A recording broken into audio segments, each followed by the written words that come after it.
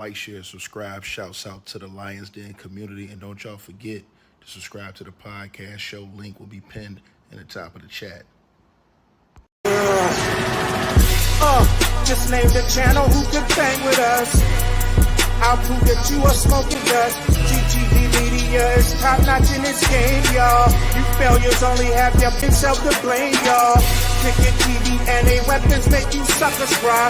Why don't you close your channel, crawl into a hole and die? Shout out to those who love our movement, no, we'll never flop until you get your mouth off LGBT. We are the underground outfit, y'all. We built this whole thing by ourselves, no in y'all. Independence start with self-preservation. If you can't take care of self, then how can you build a nation, y'all? Yup, we got that merch for the ladies and yes, we even got that merch for the babies and we got appliances and everything that you will need. We got some banging songs that make anemic haters bleed.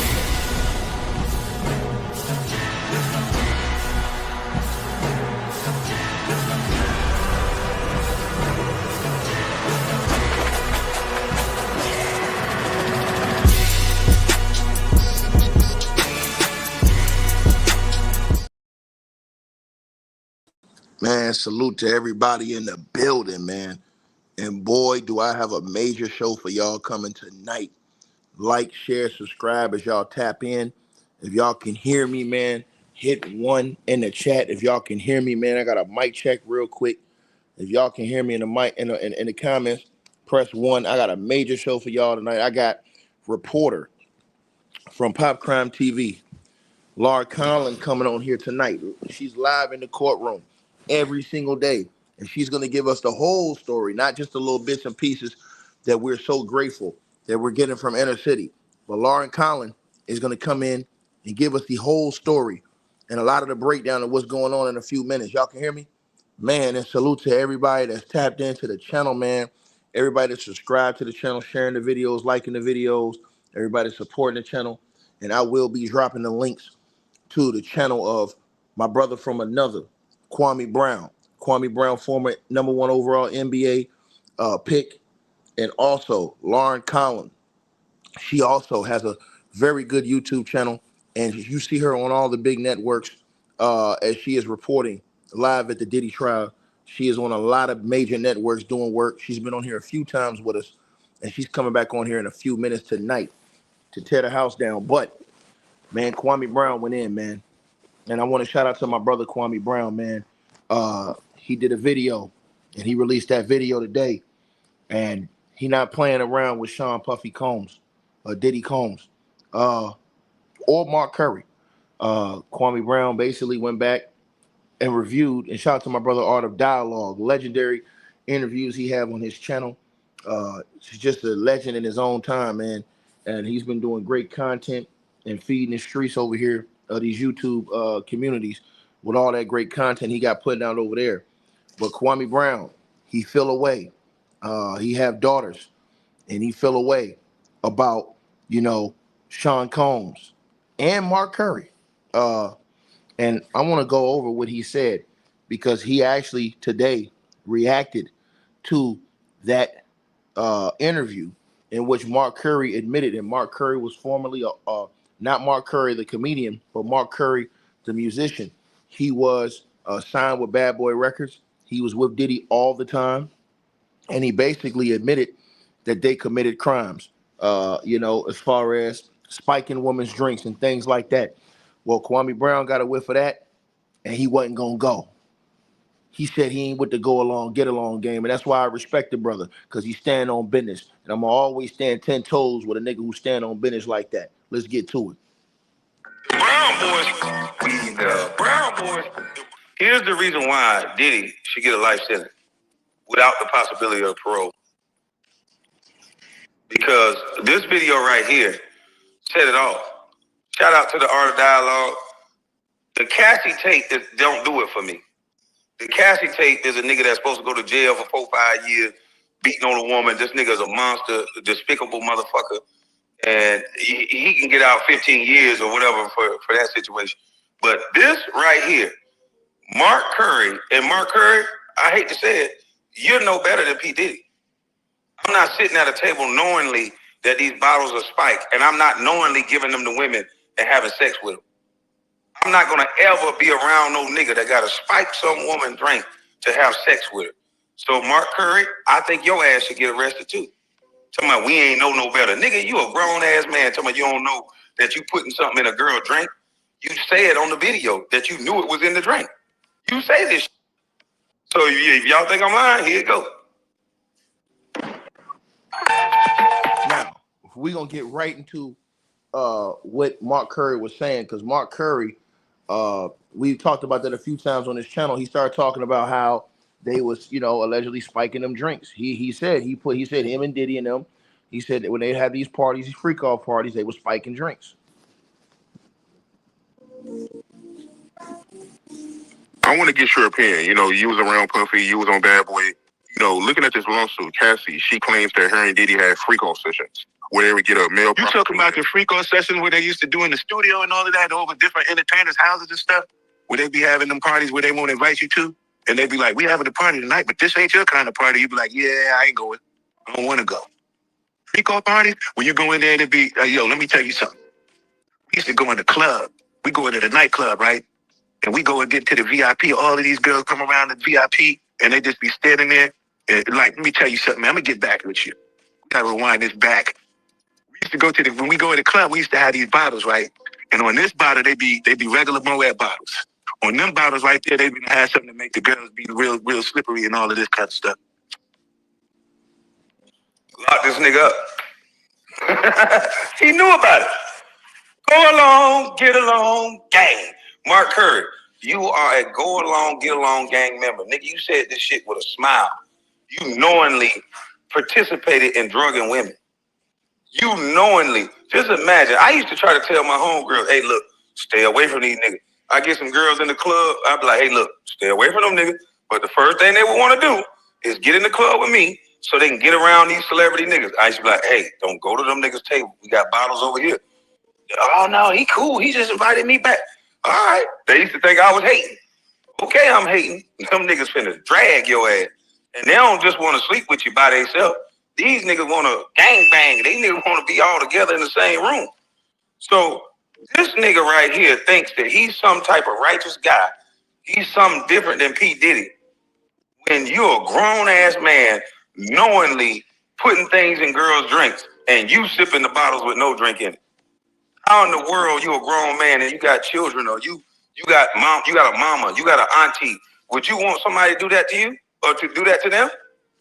Would you want somebody to put something in your auntie or your mama or your sister drink? Your girlfriend, your daughter? These girls are just thinking that they're having a night out of fun. And that night out turns into them don't even know what the hell going on and a bunch of men humping on them. This is why P. Diddy should get a life sentence. And this is why I know it's a go along, get along game, because Mark Curry ain't the only nigga that was around P. Diddy. He had bodyguards that probably helped put the shit in there. He had other women that was helping because he's always hanging with an entourage of women and men. So like I told you, there's a go along, get along gang that will look the other way and they will do anything for motherfucking money. And you girls out there that's hanging with other girls that like to be loose, that like to go to the club all the goddamn time, that like to only sit up under celebrities all the time, you better stay away from those girls. Those girls are setting you up. Those girls are probably knowing that this shit is happening. I'm telling you, stay the fuck away from these type of girls that only want to be around these celebrity niggas. They know it's going to end bad for you. Now, let's listen to this nigga again. He say this openly on the airways. They should make him testify and say the same shit in open court and then drag his ass off the stand and lock his ass up. Yo, let me tell you something. We used to go in the club. We go into the nightclub, right? And we go and get to the VIP. All of these girls come around the VIP and they just be standing there. And let me tell you something, man. I'm going to get back with you. We got to rewind this back. We used to go when we go to the club, we used to have these bottles, right? And on this bottle, they be regular Moet bottles. On them bottles right there, they've been have something to make the girls be real slippery and all of this kind of stuff. So when you get up, they be like, don't touch them bottles right there and only drink them bottles right there. So we already knew what the drill was. You just don't mess with them bottles, right? Then all of the girls is in the club after a while. They all running, opening up their mouth like little birds. He was running around just popping pills in their mouth, pop pill, pill, pill, pill. And then that was the party. But all of the females that was in, that's what they wanted. That was what party. It was part of the hip hop culture. We ain't see nothing wrong with it until Bill Cosby got in trouble. He did one too. This grown ass nigga talking about we ain't see nothing wrong until Bill Cosby got in trouble. Your mama ain't never tell you don't put nothing in a girl drink, son. Like, who even gotta say that shit? Like, nigga, stop playing, nigga. We ain't know it was wrong to spike a girl drink unbeknownst to her. And look at Rick Ross. He said the same thing. Model all in her champagne. You ain't even know it. Yeah, they openly do this shit. Model all in her champagne. Molly all in her champagne. She ain't even know it. Yeah. I spoke to somebody back in the day who was around Diddy, and it was well known that they spiked drinks. They were all told which drinks to avoid. Salute. That's a shame. I told you, these niggas will look the other way. They'll look the other way because P. Diddy got the bag. And I'm telling you, ladies, y'all hanging with these girls that's hot, that like to go to these clubs with these celebrities, you better stop hanging with them up. The traditional. Now, for everybody who's asking in the comment section, I see some people that's asking who is that talking. That's former #1 overall pick Kwami Brown in the NBA. And again, he came on YouTube talking about one thing, and that's a go along, get along gang in the celebrity industry where they want you to go along to get along. And he wasn't down with the play. Kwame Brown said these people like to run in groups, bully people, and do all types of buffoonery. You understand what I'm saying? And he wasn't down with it. You understand? He wasn't going to get put in the Dulo twist effing with these type of people. And so, you know, he's always said, hey, man, don't call me no celebrity. I'm not no celebrity. You know, so I'm a man at the end of the day. And I respect that. You know what I'm saying? And at first, Kwame had a lot of people that was riding with him. You know what I'm saying? Because his wave was unbelievable. The man came on here like no other. You understand? I'm talking about tearing everything down in his area. And then all of a sudden, you know, people started just turning on him. You know what I'm saying? And just trying to go at him and stuff like that. Now, I'm not going to get deep into that and what I feel like and what I think. You know what I'm saying? Kwame always going to be a brother to me. I'm going to always have love and respect for him because he stand on business. You know what I'm saying? So I'm not going to do that. I could get real messy and really go deep. But I'm not that's not the time for that. But I respect him for using his voice, which he have a major voice for speaking out to this, which is why everybody should be subscribed to his YouTube channel, Kwame Brown Bust Life.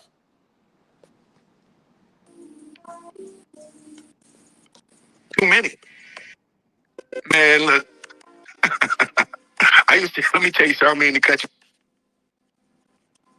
Do it look like this nigga sad about what he did? He just said we ain't know it was wrong until Bill Cosby got arrested. And then start off chuckling right after that. Nigga, what's so funny? You was raping girls, nigga. You literally was a part of raping women, nigga. You up here smiling. This nigga would literally just said, we put drinks, and them niggas used to tell us. Let's go back again. This nigga literally was a part of raping women. And then sat there and chuckled after he said he didn't know it was wrong until Bill Cosby go to jail. Man, this shit is crazy. Freak off parties, when you go in there to be, like, yo, let me tell you something. We used to go in the club. We go into the nightclub, right? We go and get to the VIP. All of these girls come around the VIP, and they just be standing there. And like, let me tell you something, man. I'm going to get back with you. We got to rewind this back. We used to go when we go to the club, we used to have these bottles, right? And on this bottle, they be regular Moet bottles. On them bottles right there, they've been to have something to make the girls be real slippery and all of this kind of stuff. So when you get up, they be like, don't touch them bottles right there and only drink them bottles right there. So we already knew what the drill was. You just don't mess with them bottles, right? Then we already knew. I want y'all ladies to hear this. Some sitting up here like he better than Diddy. Nigga is detailing out how he helped great girls. We already know. We, a group of people, we already know what the drill was. We already knew what the drill was. Touch them bottles, don't touch them bottles. So how many girls, how many women you think got raped in a 30-year period of not knowing that these psycho, nasty, can't get no women ass niggas was up here putting in these girls' bottles that they're out trying to have a good time. If they thought these girls, matter of fact, most of these girls would have had sex with the celebrity guy. But the problem is, most of these celebrity guys are trying to get their homeboys some coochie too. So you in an entourage of 15, 20 niggas, they get a couple of girls at the table. They all, because Mark Curry, this little ugly, he ain't did no goddamn, a bunch of hit songs. This nigga was like a one-hit wonder, I think. And so he do a song. Nobody don't really know who he is like that. But you around P. Diddy. So when the girls loose, you ain't really got to talk to them like that. They loose. So these got tender niggas, instead of being able to court a woman in the right way, they just want to make sure they get the cheat code. Let me go ahead and put something in their drink. He says this on open airways like it was nothing. This shit lame as fuck. This nigga lame. P. Diddy lame. I told y'all, the people they tell y'all to like, you probably shouldn't like them. And then people they tell y'all not to like, you probably should take a second look at liking them. Because these are a bunch of lame-ass niggas running around here acting like they some hell of a niggas, and they got to trick girls out there panties. The kind of shit is that? Y'all some lame-ass niggas. Open down our hall. My brother cooking, and I told y'all I got a special guest coming in here in a few minutes. Lauren's going to come in here, and she going to let us know what really is going on in that courthouse as Diddy getting his ass toned up to shreds. You understand what I'm saying? Pause. You understand what I'm saying? We're going to tell you the truth about what's going on in that courthouse. And shout out to my brother Kwami Brown for just standing on ethics and morals. You understand what I'm saying? And decency and dignity and honor. You understand what I'm saying, dog? Wow, they all running, opening up their mouth like little birds. He's running around just popping pills in their mouth. Pop, pill, pill, pill, pill. And then that was the party. But all of the females that was in it, that's what they wanted. That was what part. It was part of the hip-hop culture. We ain't seen nothing wrong with it until Bill Cosby got in trouble. He did one too many. Man, look. He did one too many. Goofy ass nigga. They should lock this nigga ass up. Yeah, we didn't see nothing wrong with it. It's just Bill Cosby did one too many. One too many drug, one too many girls. That's what he basically saying. Bill Cosby just drug one too many. He didn't really do nothing wrong if he just drug one less girl. What the fuck? It's a part of the hip-hop culture. That's why I can't stand our culture. We got a great culture where you're telling me that this grown-ass man saying a part of hip-hop is to spike girls' drinks and to throw ecstasy down their throat and to have sex with them. That's a part of hip-hop?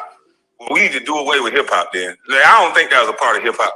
I think you some nasty, sick, and that's why I don't hang with these niggas. So anybody who asks me, tell me, why you don't hang with a bunch of celebrities? A bunch of niggas that's trying to grape girls? Nah, I know how to talk to a woman by myself. I don't need no duck-ass nigga hang around me talking about, man, let's go holler at this girl. And then you trying to piggyback and sleep with the same girl or try to overdo it and take some woman's stuff. No.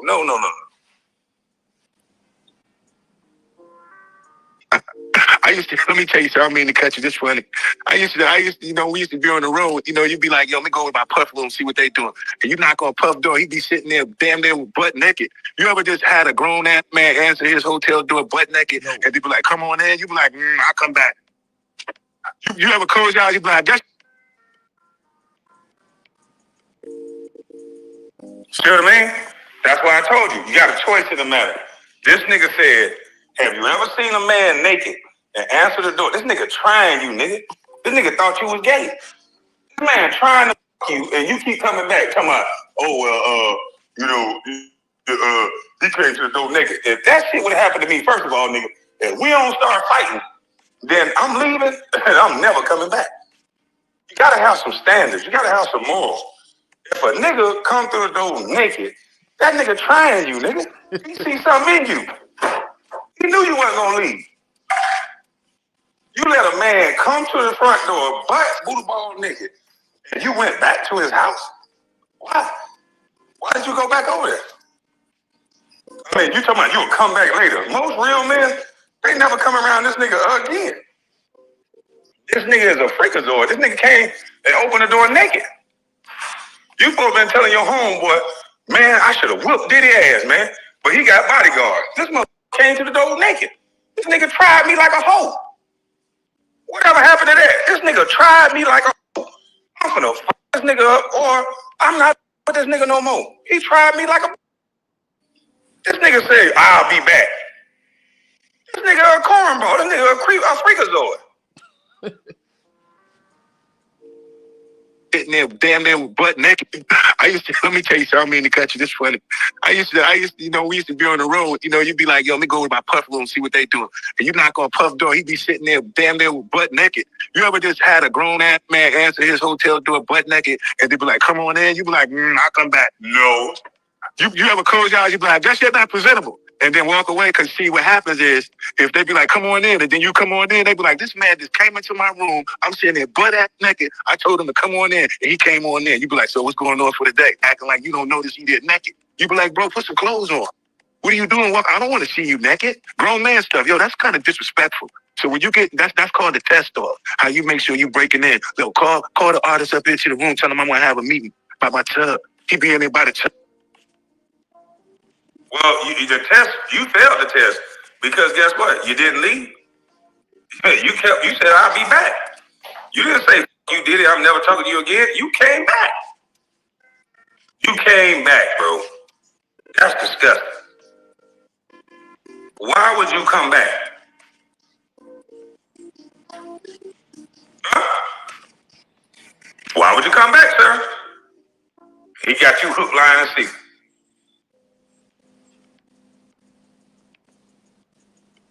Man stuff, yo, that's kind of disrespectful. So when you get, that's called the test off. How you make sure you breaking in. Yo, call the artist up into the room, tell him I'm going to have a meeting by my tub. He be in there by the tub and stuff, soaking and stuff. But nigga, you be like, how the hell I'm supposed to have a meeting with a nigga butt naked in the tub? Nah, man, I'll come back, man. Let me know when you're presentable. And then freak off parties, man, listen. I'm not an angel. I never did nothing morally incorrect, but I definitely not. The girls definitely have my share of pretty women and being famous. It just came with the life. But also, what came with. Look how this nigga trying to rationalize his bullshit. Hey, I mean, you have all the girls that come, and probably some of the guys that y'all wanted to touch on, drink out of these bottles that knowingly got stuff in them to make them a little loose. Nigga, you did something morally wrong too. Morally incorrect, but I tenable. And then freak off parties, man, listen. I'm not an angel. I never did nothing morally incorrect, but I definitely not. The girls definitely have my share of pretty women and being famous. It just came with the life. Also, what came with it was a lesson. Also, what came with it was, you know what, you can't keep doing the same thing over and over and over again and still expect to find somebody to truly love you. That right there, those kind of parties kept me from finding somebody who really cared about me. And it took me to leave those kind of parties, those kind of people, all that energy alone, just to even better understand me. That's what I did. That's where I've been. That's why I totally vanished from everything and said, you know, I'm going to be a better man, a stronger man. And that's what I recommended that he do. I'd be like, bro, it's time for you to be a stronger, bigger person. He still wanted to remain minute. And that's what's happening to him today. Shit. Yeah, that's wild, man. Him opening up the door naked, man. That's weird behavior. Yeah, you be any. Damn, the art of dialogue ain't care nothing about what he just heard, that they were spiking drinks. He talking about it's wild that they opened up the door with his underwear on. That's the only wild thing. But man, this nigga ain't no different. This nigga ain't no different, and I don't know why he's sitting up here trying to act like he wanted to stay minute. Nigga, you was minute, and the way you sound up here, you still minute. Because you don't show no remorse that you talking about you had your fair share of women. You didn't have no fair share of women. Nigga, you was taking things from girls that didn't even know. How many girls you had sex with that drunk out of these bottles? Yeah, how many girls you had sex with that drunk out of this bottle? And how didn't the art of dialogue pick up on this nigga saying that he was women, basically, and saying women? Because if you getting women out of their body, and getting them on a drug, then how do you know they would have had you in the first place? How could you say you had your fair share of women if these women may have not wanted you? They may have not wanted you. Yeah, they might not have wanted you, nigga. That don't sound like no fair share if these girls had things in their bottle. So for that alone, I think P. Diddy should get a life sentence, if you ask me. You can't say you innocent if your own artist is saying, and it was well known that you was allegedly spiking these girls' drinks. Nigga, we don't even know the depth of what you were doing to women if that's the case. Man, listen, bro. I mean, this is what I was saying about Puff, man. But you know what I'm saying? You gotta have, like I said before, man. Me personally, I operate off a different code of ethics when it come to that, bro. When it come to all that stuff, calling people up to the room, butt naked and all this, I'm not with that, bro. I don't roll like that. And that's the reason why y'all seen me staunchly against Puff. You know, and like I said before, I might be unpopular in my thought process. It is what it is, my nigga. If that caused you not to be my friend, we never was cool. We never was cool. If a nigga who we don't even both know calls you to not be my friend, then we was never cool. And a lot of people, they gonna switch up. Some people not gonna switch up. Some people gonna stay 10 toes with you. You know what I'm saying? And then a lot of niggas who ain't even got no voice is gonna come run their mouth, sideline niggas. They need to sit down and shut up, nigga. You ain't even big potatoes around here. You small potatoes, nigga. You need to shut your mouth when big dogs is talking. But like I said before, this is the type of foolishness, and this is another reason why I had such a harsh stance against Puff and all the foolishness that was going on, all the people that was the scary ass niggas that was scared of this nigga, scared of money, man. Niggas sell their soul for anything, man. I told y'all this, bro. And I salute and I shout out to my brother for not doing that, for not selling his soul, man. And that's why I think, like I said before, if y'all seen Kwame, his channel was unbelievable, right? Everybody was rocking with him. And then what happened? You know, he found out that a lot of these cats was really just secretly hating on him, got close to him, wanted to build up their channels, build up their networks. He fed the streets for a long time. People was trying to get around him. Their channels was dying. They got around him to build his channels up, to build their channels up. And then once they felt like they ain't had no more use to him, they started talking trash about the man. You know what I'm saying? Dudes he really thought was against the go along, get along game, they right there with the go along, get along game. Period. But in time, all things will be revealed. In time, all things will be revealed. But I just tell y'all the truth. And I stand on that. Smash a like button. We should have over 2,000 likes, man. I stand on that, dog. And I rock with Kwame. He a real cat. You understand what I'm saying? To speak out against stuff like that, to have an actual voice, and to speak out against, it's powerful. It's easy to go along with the get along. It's hard to stand out here by yourself and speak out against niggas and shit that you know is wrong. Simple as that. So that's why y'all ain't never heard me talk down on my brother or none of that stuff. Because he always been solid on that, man. And this man had people that was around him saying they was doing the stuff with him, putting themselves in the play, man. Come on, bro. That shit out of pocket, man. How you treat people. Beating these women up, dragging them all around places, beating regular people up, beating people that work for you. Imagine if your daughter, your son went to go work a corporate job and they got treated like that by their boss, where they getting their ass whooped, humiliated, all this shit. Niggas ain't mad until it happened to them. That's how it is every single day. They ain't mad when somebody else's kid get their top knocked off.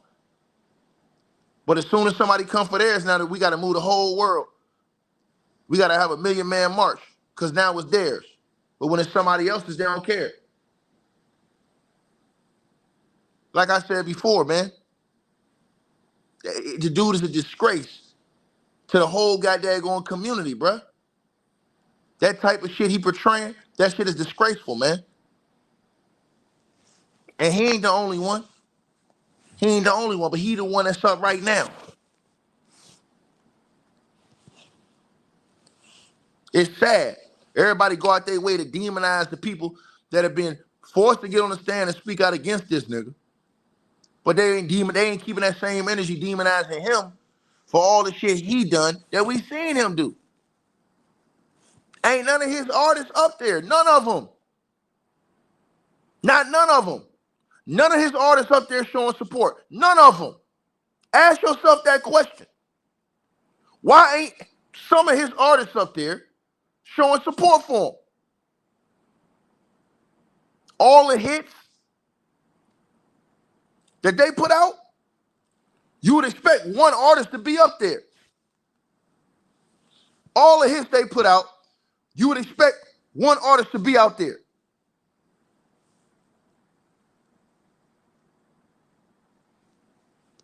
It's crazy work.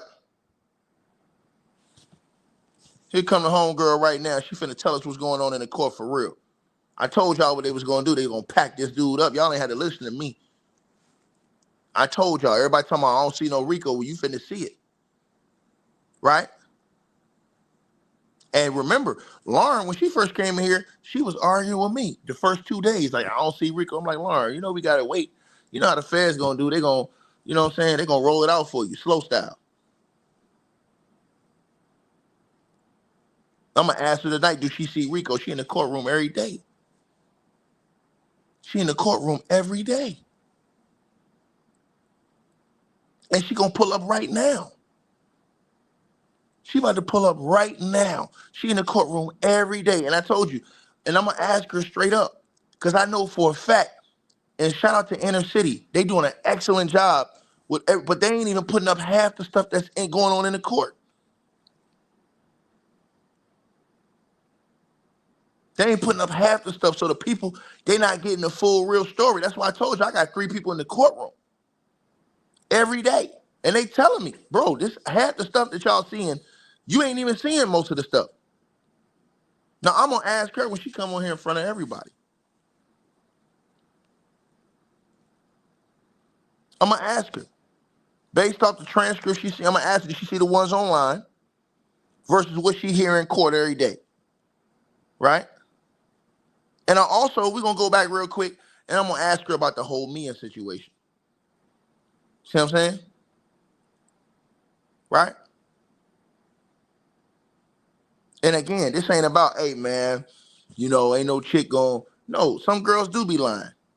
But some of them telling the truth, nigga. And when you got 100 of them saying the same thing, nigga, guess what?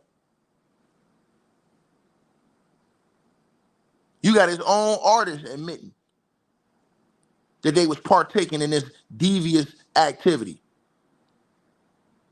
Disgraceful. Disgraceful. This type of stuff they got going on. This is the type of cap they got going on out here.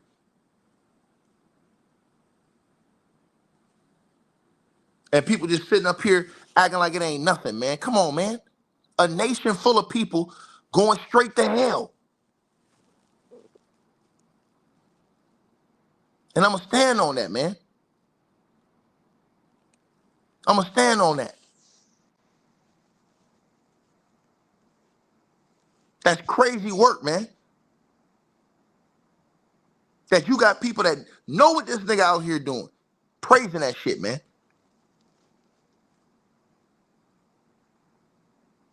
And like I said before, man, it's sad that we can watch all this type of stuff happen. Here she comes now. Lauren, what's going on? Oh, hi. How are you? You know I'm doing good. I'm always doing good. I'm so happy to be here with you. I miss you. Man, I miss you too. I'm happy to have you back. You know, you in the courtroom every day. I told you when I talked to you, I said, what you doing is legendary. You and all the other reporters that's out there, you going down in history. Yeah, it's definitely one of the most challenging trials that I've covered. Not that I've covered a ton, but it's just, you know, it's the judge is also so good and so stringent about the pacing and everything like that, that it's just like, it's constant, you know? Mm-hmm. Now, look, when we first came in here about 3 weeks ago, now this was like after day 2, me and you, we got together. And you told me, you was like, hey, Ticket, I don't see Rico. And I said, okay, cool, all right, no problem. And what I told you, I said, all right, we just wait. And when I holler back at you, then we're going to see how you feel later on. So then the second time we talked, you said, I'm starting to see a little bit of Rico. Okay, cool. Now, this is the 3rd time. So now my first question is to you: are you beginning to see Rico in this case? You in the courthouse? Mm-hmm. Yeah. I mean, yes. I think it was like the second time I spoke to you, I was like, okay, they're laying a foundation.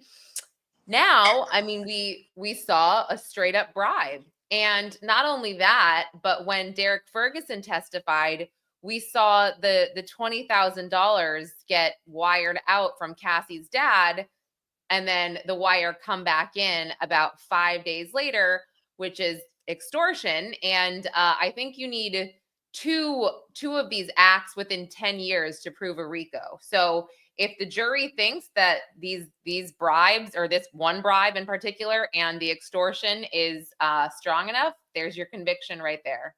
How did it go down today? Well, I mean, so Eddie Garcia, he was sworn in, I guess you call it, yesterday, because he has immunity. I mean, and I think we all figured out who he was pretty quickly, the way that he was sworn in yesterday, and we're like, he needs immunity for something. And there were rumblings that he worked in security at the Intercontinental, and then we were like, yep. But I mean, he essentially just testified that Christina Courtroom contacted him multiple times. He had told her, and then he eventually told Diddy, because she would like pass the phone over to him, that he could not take care, or basically they said, can we see this video? Mr. Combs was intoxicated. He really wants to, get his memory refreshed here on what happened. And, Eddie Garcia said, look, I can't really help you because you need to contact hotel management or get a subpoena. It's not my thing. And then after being contacted multiple times, on his cell phone as well, because they were calling him at the security desk at the Intercontinental. And actually, KK also went to the hotel to see him as well. And she just said, I just want to know what I'm dealing with. And he said, off the record, what I can tell you is it's very bad. So I think that caused them to kind of kick things up a notch. When they called him, he finally said, okay, look, let me talk to my boss, because he's the one that has clearance to get this USB or this video. And when he called his boss, and Diddy just said, I'll take care of you type of thing. I'll make it worth your while, which he said, I understood as money. So again, when he called his boss said, okay, $50K. So he said, okay. So he went back to Diddy, and he said Diddy was really excited and said, great, let's do this. So the next day he goes to work, Eddie Garcia, and he gives him the USB drive, and he calls Diddy after he has it. And that's when Diddy says, Eddie, my angel. That was so he called him Eddie, my angel. And this comes up a lot. And then when we saw one of Christina Courtroom's devices, she had his contact in there with Eddie. Hold on. They had her device?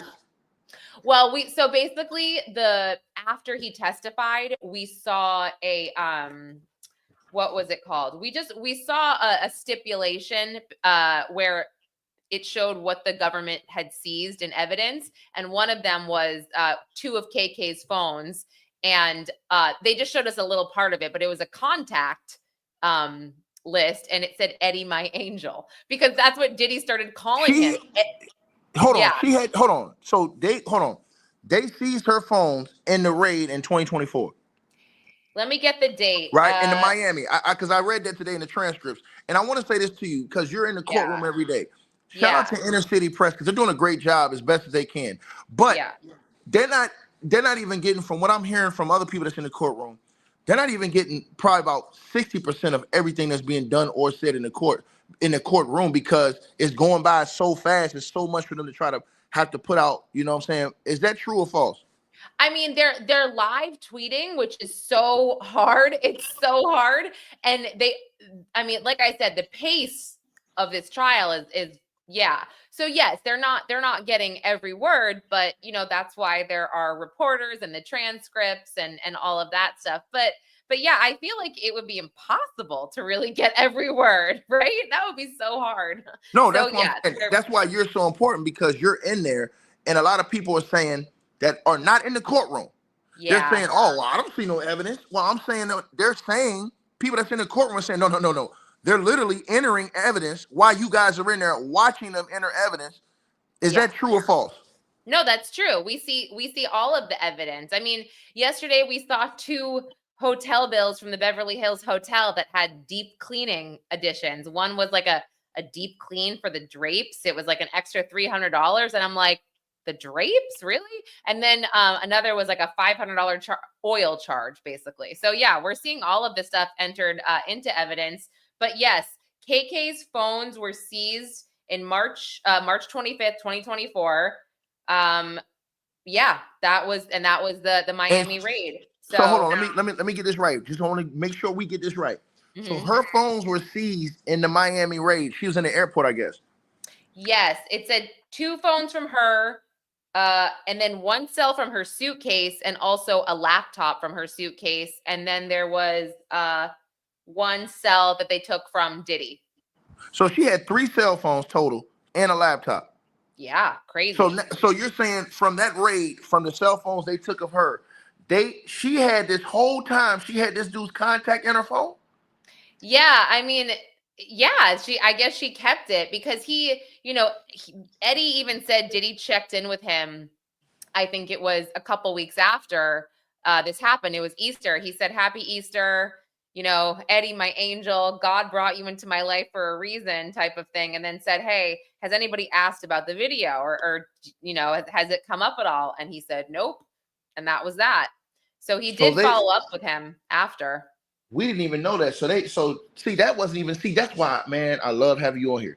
So we didn't even hear that in the transcript. So we didn't even know that he kept contact with this dude over times to see about the tape. Well, it was a couple weeks later that he hit him up. It wasn't like years later or anything, but yeah, a couple weeks later. And then Eddie Garcia, actually, they said, did you ever reach out to Mr. Combs? And he actually said, yeah, maybe it was 1 or 2 years later. He said he hit him up on Instagram and asked if he had any security work. And he said he never got a response. But of course, Brian Steele used that in the cross-examination. And he said, hey, you got a good feeling about Sean Combs, right? I mean, you hit him up like a couple years later for work. And he said, yeah, whatever. But it doesn't matter. Like at this point, it doesn't matter because he got up there and said he took a bribe to destroy a video. I mean, or a video with a man assaulting a woman, a domestic assault video. So yeah. Now he said something else about Diddy gave him an extra 50,000, and yes. he split that with him and who else? So so basically when he got the USB. Well, let me go back because it's important to remember the first witness that we ever heard from at all in this trial was Israel Flores, who worked for Securitas. And this is the company that Eddie Garcia worked for. They were employed by the Intercontinental. So ranking wise, there's Bill Madronis. Am I saying that? I think that's his name. Bill Madronis, boss, then Israel Flores, first witness, then Eddie Garcia today.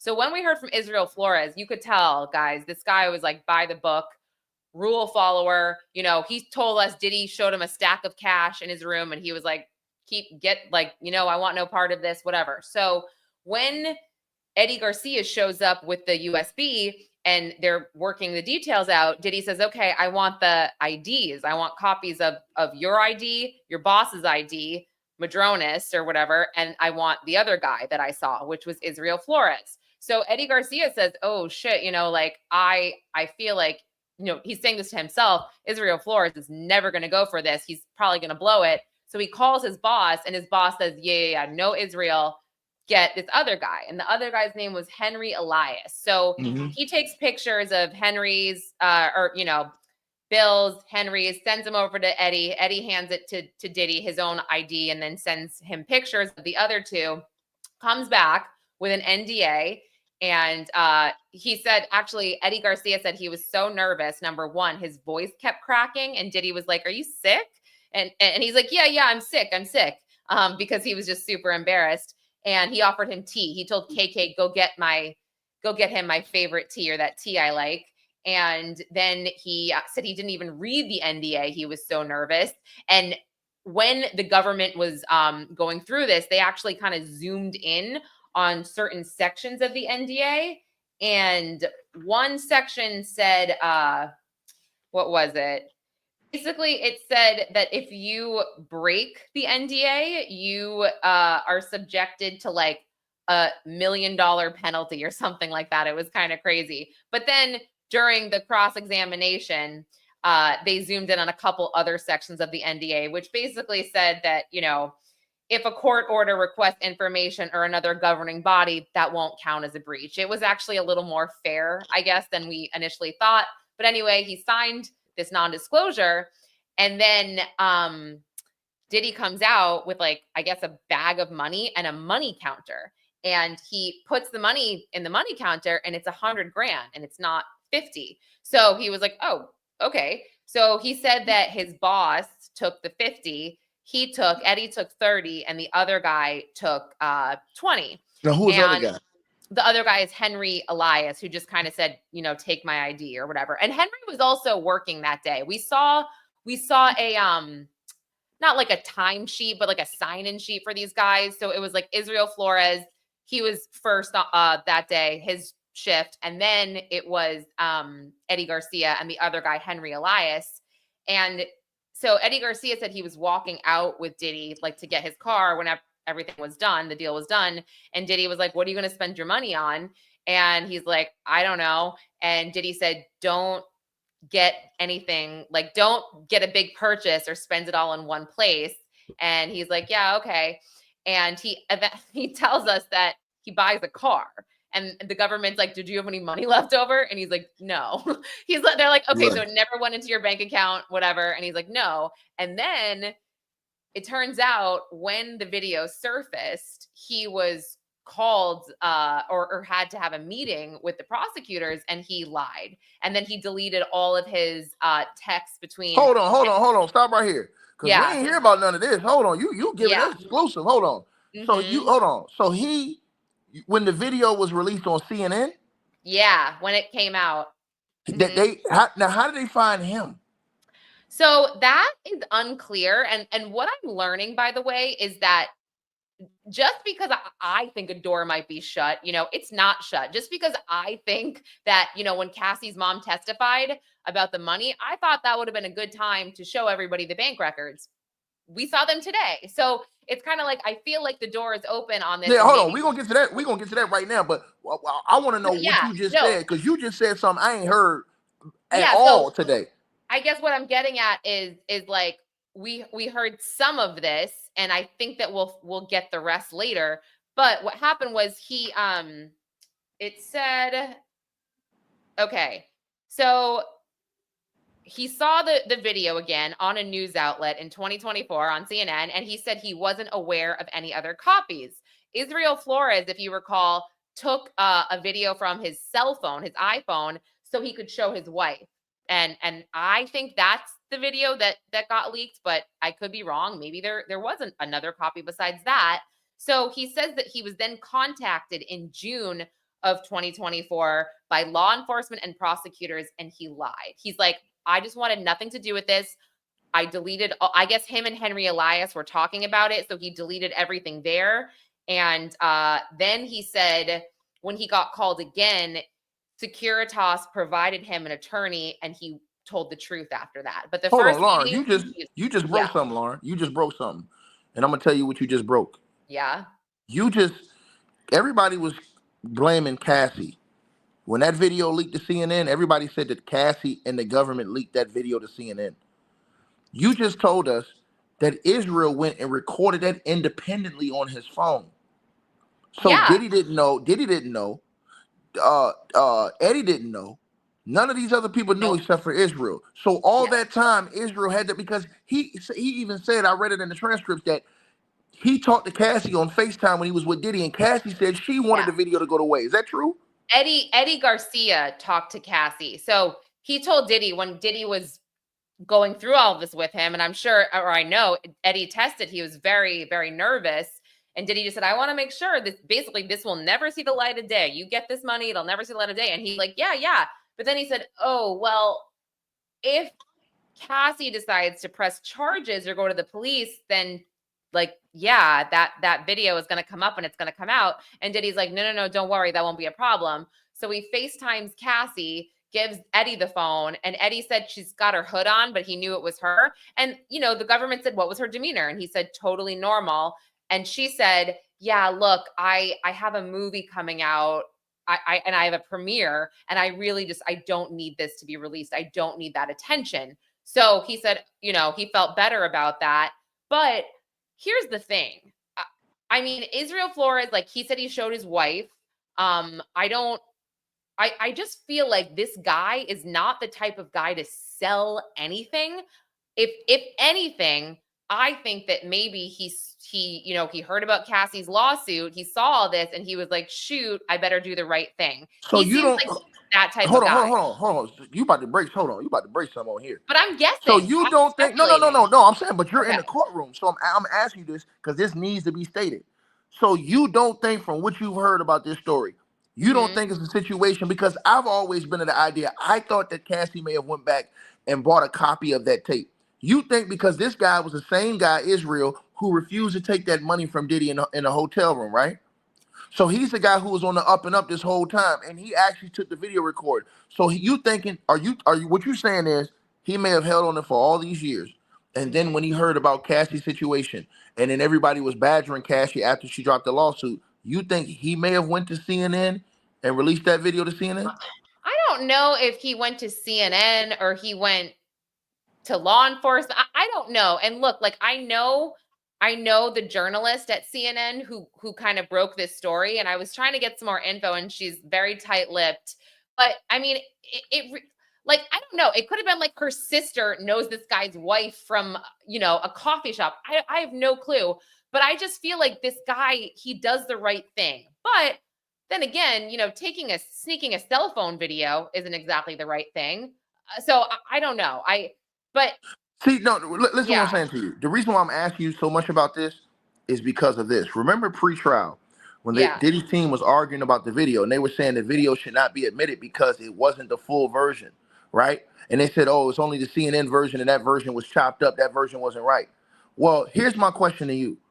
If they're saying in court that they destroyed that whole original copy, how in the blue hell did they get that full copy that they have in court now? Exactly. So that, and it's not so I should back up a little bit, and because there has been discussion. There was supposed to be someone on the stand today, I think, that does work in some type of forensics, video forensics or something like that. But one of the defense's problems was that the way the video is, since it's not the full video, they think it's not necessarily fair that we would see the beating and then the dragging and then this and that when there were actual pauses or just like it didn't happen consecutively or in this type of chronological order, I guess, that we're seeing the video. So they're having this guy actually put like just black in the video or some kind of like static screen to show where these pauses would be. So I don't know. It's a little bit confusing to me as well, but now you're making me want to get to the bottom of this. So I will do that tomorrow. Yeah, because think about this. He recorded the video, they said, from his phone, but that wasn't the whole video he recorded, or was it? No. See, because so the video CNN had, that was a chopped up version. CNN did not have the full version, or did they have the full version and it was chopped? Because listen, here's the thing. This is what I'm starting to think now. I'm starting to think that they had a whole nother copy they never gave it. I'm starting to think that dude kept a copy for insurance for his life and for himself. The full copy. Maybe the boss. So we haven't heard from I'm saying the boss. Yeah, because Eddie, like, he couldn't even get into that room to get the USB. So yeah, maybe his boss did, because his boss had like no dealings with Diddy. It was just Eddie, my angel. So yeah, maybe we'll hear from his boss, and his boss is like, I kept a copy, here it is. But the Israel Flores did have some other footage on his video that I had never seen before. It was them like walking down a hall, and I had never seen that. So yeah, who knows? So okay, so now let me ask you this question is a part of the question that we just answered about the bribery. So you think bribery was proven today? Without a shadow of a doubt, with the evidence that you saw, evidence, not just testimony, evidence. Well, let me see. Evidence-wise, I mean, we Meaning really, that, meaning that from his story, from Eddie Garcia's story, and yeah. then them actually being able to show the contact in Christina Korm's phone that Mhm. actually did link him to Christina Korm, which he said it was the person he spoke to, and then he spoke to Diddy. Did Diddy's team deny this? That's my question. No, that the cross They done. was very, very short. I They mean, done. like two questions. It was like, let's move on from this. Like very quickly. Let's just say that, Diddy's a good guy, number one. And let's also show this non-disclosure agreement. I think what they wanted to prove there is that maybe, or not prove, like maybe, oh, this isn't a bribe. This is, this is a legitimate, and I'm just speaking from the other side of my mouth as the defense. This is a legitimate non-disclosure agreement. Like, look at this. We're saying if law enforcement asks you, you tell them about this. We are not stopping you from saying anything. So, I mean, look, like there's certain jurors that do look a little bored. I'm not going to lie. I mean, they do. So there is one woman that I'm like, I feel like her mind's pretty much made up and she's very pro defense. I mean, I could be wrong, but yeah, I mean, there was very little there when it came to the cross examination, except for the fact that they're like, we want to highlight this as a real Now business let's document. stop right there. Why So do you say that? Why do you think that? about what the No, you said there's one woman that you see that you think her mind's made up defense I regardless. do because she was kind of smirking, just kind of like that, like during Mia, and she had the same kind of look on her face during during the cross of Mia, and the same look on her face during the cross of Don Richard. No, I ain't talking about that. I'm So, talking about today. What does she look like today? oh, she looked bored today. She looked And, bored. and what did she look like the day that Dante Nash went in there? Deontay, I don't know if I could see. I mean, honestly, Deontay, everybody was kind of laughing at, like, he brought, even though he talked about some dark stuff, he had enough lightness about him and he was funny about things that it just felt a little bit lighter, I guess. And he didn't, I have to go back and look, but he really just corroborated a lot of things. I mean, there was one story he told that was a little scary, but a lot of the stuff was, unfortunately sad, but we had heard it before. Lauren, Hmm. you say that about this juror, but let me say this to you. Every juror is not Hmm. going to believe every witness. Oh, That doesn't no. mean they're not going to find you guilty on a certain charge. So you may look away with certain witnesses because maybe certain witnesses may not be truthful. But here's the thing. Maybe Yeah. certain witnesses, and this is another thing people got to think about psychology. Lauren, let me ask you a question. What did you do last Wednesday night? Uh, No. Hold on, Lauren. Not 5 years ago, not 10 years horrible. ago, I'm like, not 12 years ago, not 15 years ago. So let's get into this I real quick. know. So when Mia's on the stand and they're asking her things that happened specifically 10 to 15 years ago, and she's like, I don't remember. People saying she's lying, but these same people don't remember what they did last week.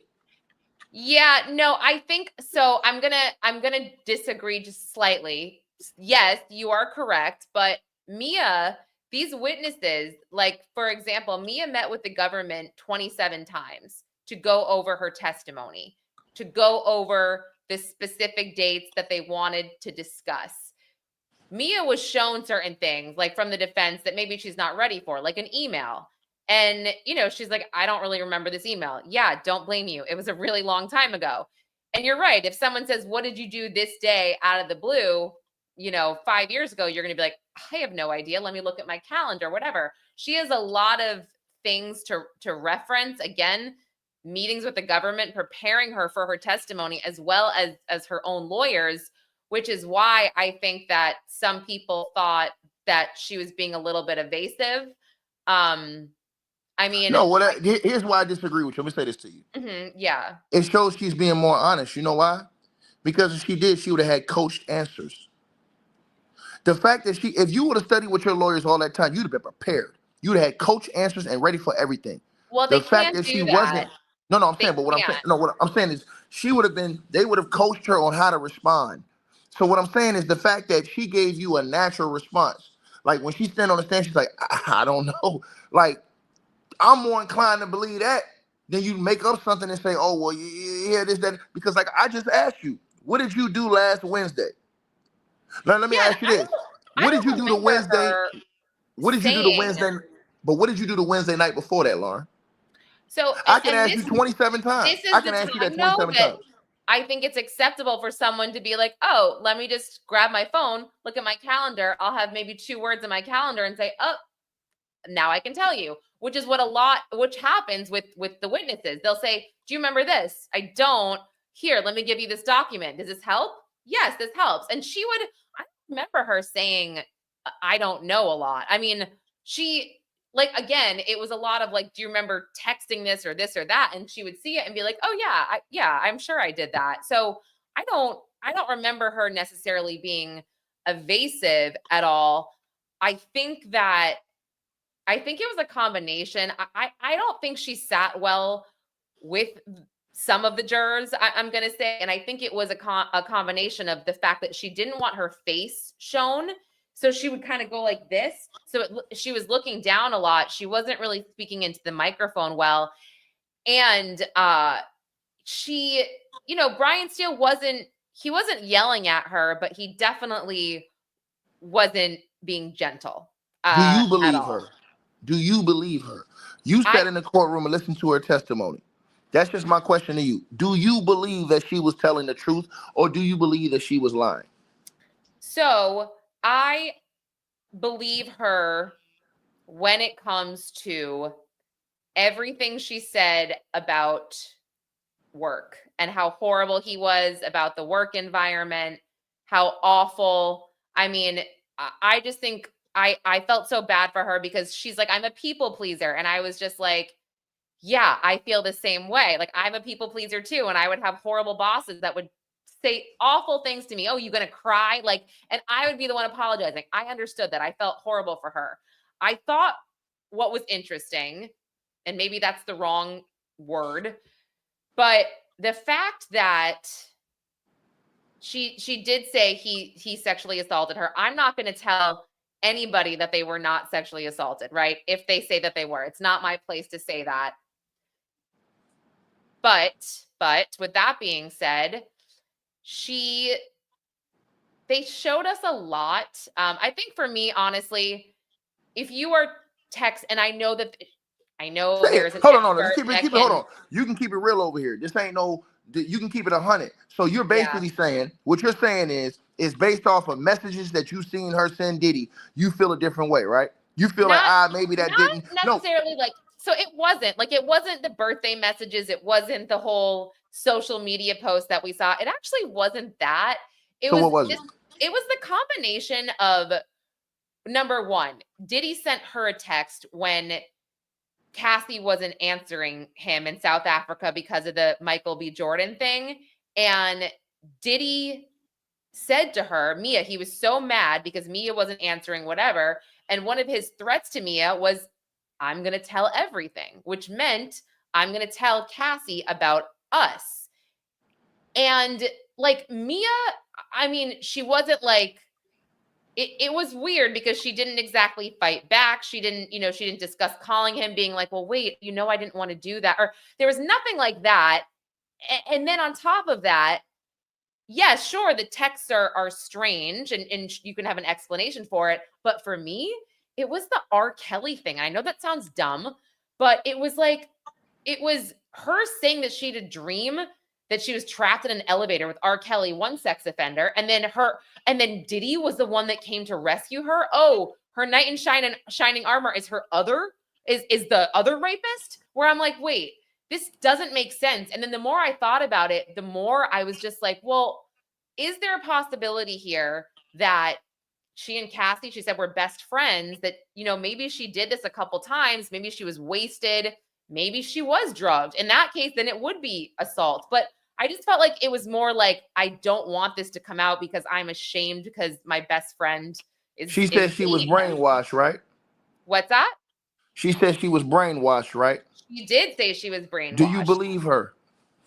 Yeah, I believe her in the sense that, like she kept coming back to Diddy when he would be horrible to her, but she wasn't like she got a job with Madonna after Diddy. So she wasn't blacklisted from the industry like she said she was going to be if, you know, let me say this. Let me play this little game with you just real quick. Now I want you to think about something. Yeah. What makes everybody unique in this world? We all don't think alike. Yeah, that's a great point. So the way you may think about something, the way this person may think about something, the way that person may think about something, the way another person may think about something, we may be talking about the same thing, but have completely different thoughts about it, right? Yeah. But one person may say, hey, because you didn't think how I thought, you're weird. Something's wrong with you, right? So let's think about this. I'm gonna give you an example. Think about funerals. Some people deal with funerals certain ways. Some people cried their eyes out, tears out. Some people, you look, they stone faced, they don't even cry, they don't have no effect. Some people, they're in between. Everybody has different responses. So I think that when everybody says, oh man, look at her reaction to that, everybody doesn't have the same reaction to everything. Let me give you a perfect example. Cassie got the holy hell beat out of her on that videotape in the hotel by Diddy. What did Cassie do? Did she get up acting all dramatical like a lot of women would do? Hell no. She got up, put her hoodie on, put some chapstick on, and was like, all right, whatever. These are facts. But I know some women, if Diddy would have did that, they'd have turned up and that whole hallway would have been torn up. But it's all about how you think. So once again, when you watch that whole video, that hotel video with Cassie, this is what you call psychological warfare. And a guy like me, I understand psychology. So what I'm saying to you is this. Once again, look at how Cassie responded to getting the hell beat out of her by Diddy on tape. Now, some women would have responded totally different. Some women would have went screaming and hooting and hollering down the hallway. They'd have ran out there all crazy. Cassie didn't. We saw how she responded in real time. She was extremely calm to have gotten beat like that. Well, let me just counter that. Cassie was groomed, and Cassie had been getting beat since 2010. But I'm saying, hold on, stop right there. But this other girl could have been groomed too, as working with him. Why do I say that? What does Diddy have all his people doing? Love, love, love, love. I love you, Daddy. I love you. He got everybody. If you go on YouTube and you look for like the last 8 to 10 years, Diddy has all these people around him saying love, love, love. So when she's saying that in those messages to Diddy, she, in my opinion, she was groomed in a way too. She said I was brainwashed. She said that, and that could be a degree of it. I guess like I said, I was just really, I understand how it works when it comes to women going back to their abusers. I 100%, was like, I believe everything Cassie said. I know why she stayed. I know why she kept going back. And same with Mia in terms of her job. I understood why she wanted to make him happy and why she wanted to do a good job. It was, and again, I go back to like, if you tell me you're sexually assaulted, I'm not going to tell you you're not. I will, you know what I mean? Like, I will listen, I will weigh everything. And I think as of right now, that's the only thing that I'm still trying to make sense of. And also the fact that she met with the government twice, okay? 2 times where she didn't disclose the sexual assaults until the 3rd time, which is, you're talking about all these things and this. When she says brainwashed, I want you to think about one thing.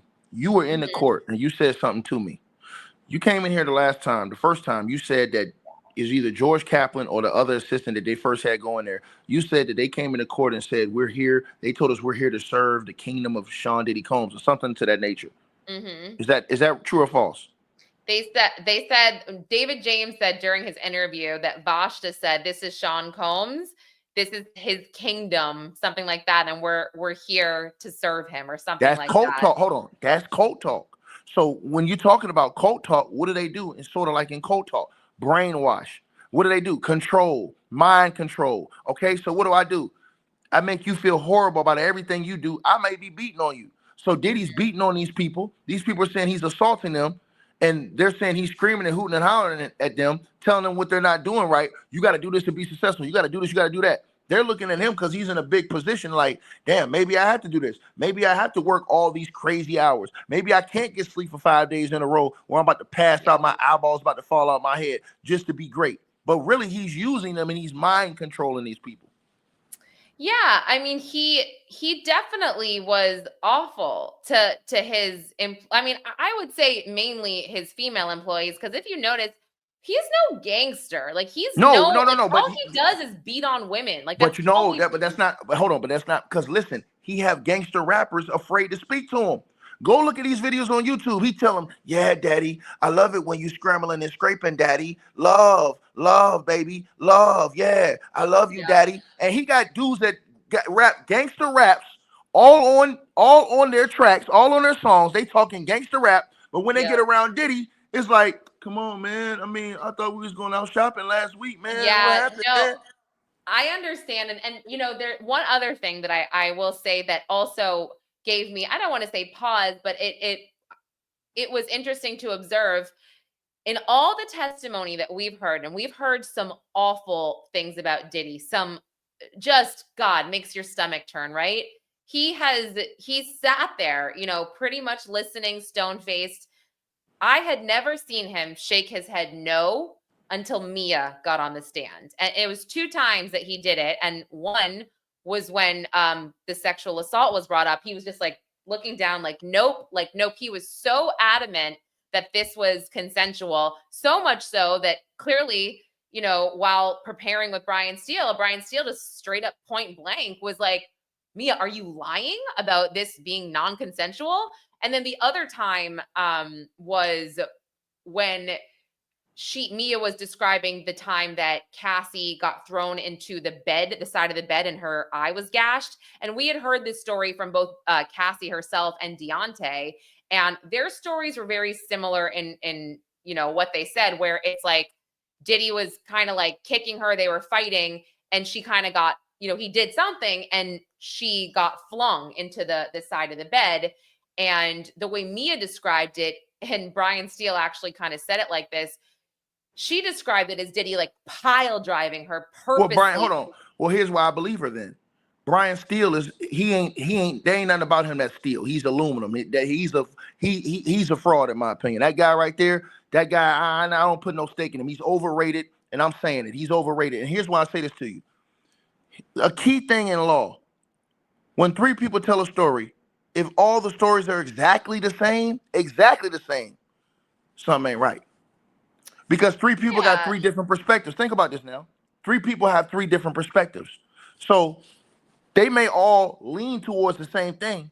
Yeah. But it may be 3 different because you have a different version of seeing it from maybe somebody else's angle or somebody else's angle. So if it's 3 people in the room and one person's over there, one person's over here, one person's over here, they got 3 different angles on how they seen this. So if everybody says, "Oh, I seen this the same way," that's a lie because Cassie and Deontay's weren't the same, but they were aligning more so with like the way that he didn't take her head and slam it into the bed. It was but like he was on her back. He was there. He was right there. Where was she positioned at though? Because he said he jumped on Diddy's back. He did at one point, and he was thrown. Mia jumped on Diddy's back. She was thrown, and he continued to fight with Cassie. Now, I'm just saying that my point was in this instance of hearing Mia say he took her head, Cassie's head, and slammed it, he was like, like he was just like, that was the other time that he shook his head no. And everything else we've heard, the bribes, the extortion, the beatings of Cassie, the freak offs, everything, he's just sitting there. But these 2 things, he shook his head.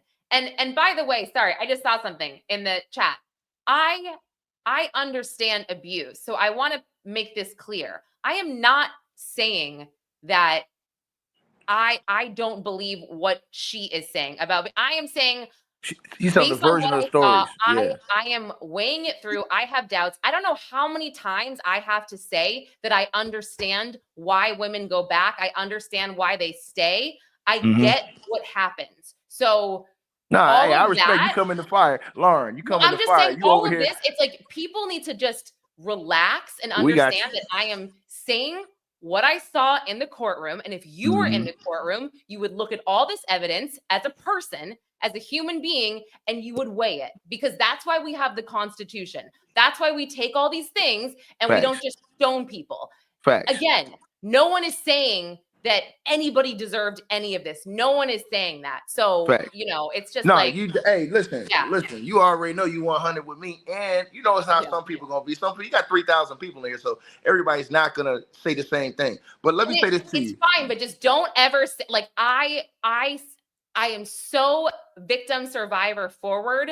It's just like I'm not gonna get into any of my background, but like, it's you can't, for someone to say their opinion and put it out there that they are having doubts about something as sensitive as this.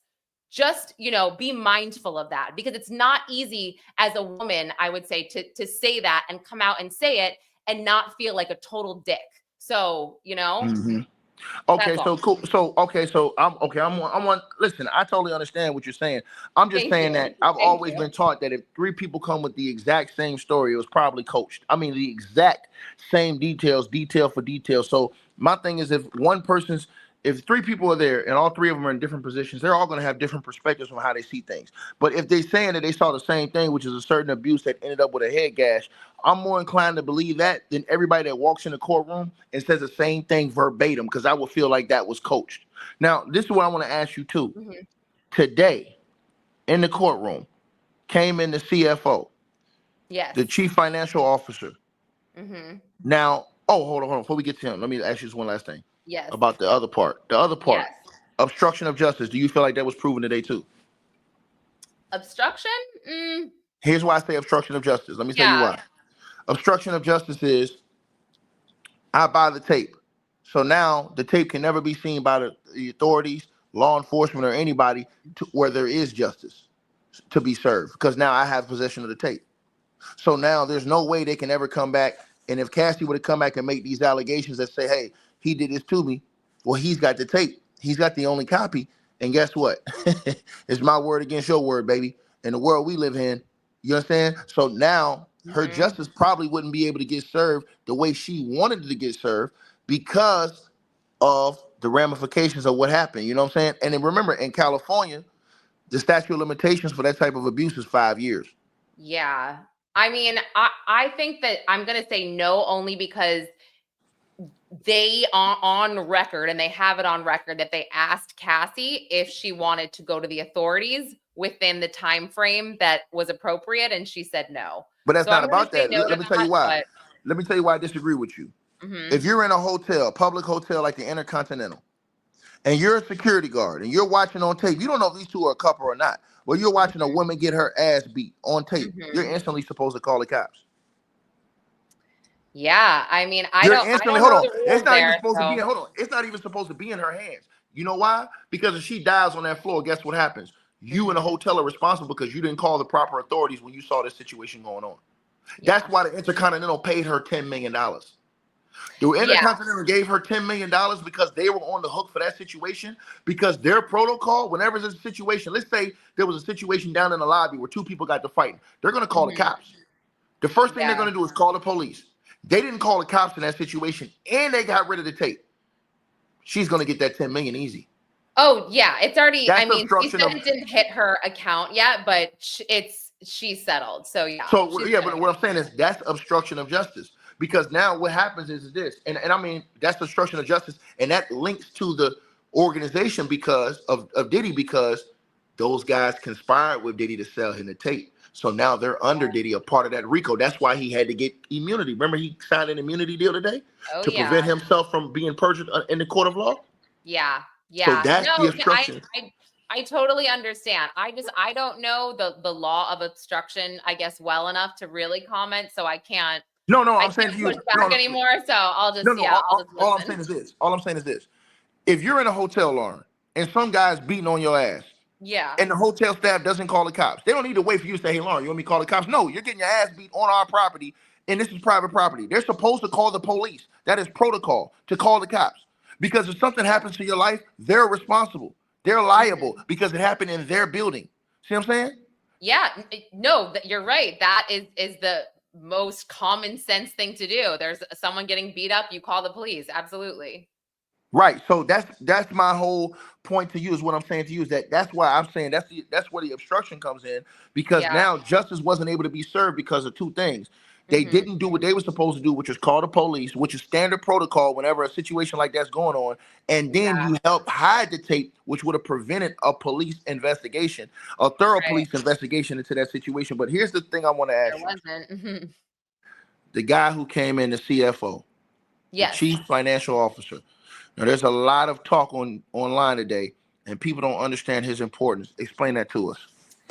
Well, I would say that, honestly, I would say this guy was really important to the government to point out a couple things, wire transfers, but also he was slightly important to the defense, and I'll kind of explain why, but he showed us some pretty damning transfers. There was one transfer out.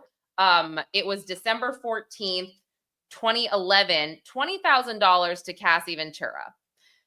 I was a little confused about that transfer. And the next transfer was $20,000 from Cassie's father to one of Diddy's bank accounts. And then 4 days later, we saw the $20,000 from the Charter Oak Bank that Cassie's mom had referenced in her testimony back into Diddy's account.